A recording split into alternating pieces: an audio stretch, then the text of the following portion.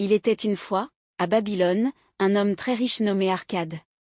Sa fortune était célèbre même dans les contrées lointaines. Il était également réputé pour sa générosité. Il avait le don de soi, il n'était avare ni avec sa famille ni avec les autres. Il ne lésinait pas non plus sur ses dépenses. Malgré cela, chaque année, sa fortune augmentait plus vite qu'il ne la dépensait.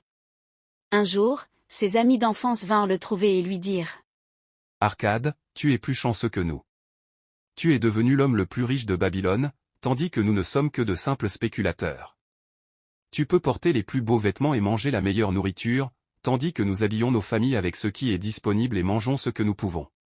Autrefois, nous étions égaux, nous étudions tous avec le même entraîneur et nous faisions du sport ensemble. Et ce n'est ni dans les études ni dans le sport que tu étais meilleur que nous. Et pendant de nombreuses années, tu n'étais qu'un citoyen ordinaire comme nous. Et ce n'est pas parce que tu travaillais plus dur que nous ou que tu étais plus honnête que nous.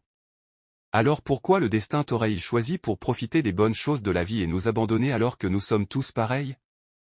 Arcade objecta alors, si vous n'avez pas réussi à obtenir plus que le nécessaire depuis votre plus jeune âge, c'est parce que vous n'avez pas appris les lois qui régissent la constitution de la richesse, ou que vous ne les avez pas reconnues. La fortune. La fortune est un dieu cruel qui ne peut apporter à personne un succès durable. Au contraire, elle ruine presque tous ceux à qui elle donne de l'or. Elle fait d'eux des dépensiers qui, après peu de temps, ne se retrouvent plus que des désirs inassouvis. Il y a aussi ceux qui prennent l'or qu'ils ont trouvé par hasard et le font fructifier. Ils sont heureux et satisfaits. Mais ces gens sont rares. Je ne les ai jamais vus, j'en entends seulement parler. Pensez à ceux qui ont hérité de richesses et voyez si ce que je dis est vrai. Ses amis ont admis que des gens qu'ils connaissaient avaient hérité de richesses, et que ces paroles étaient vraies.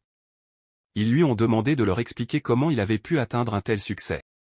Abonnez-vous pour ne pas manquer la suite de cette belle histoire de millionnaire de Babel. On entend la réponse de Arcade comment il a reçu sa richesse.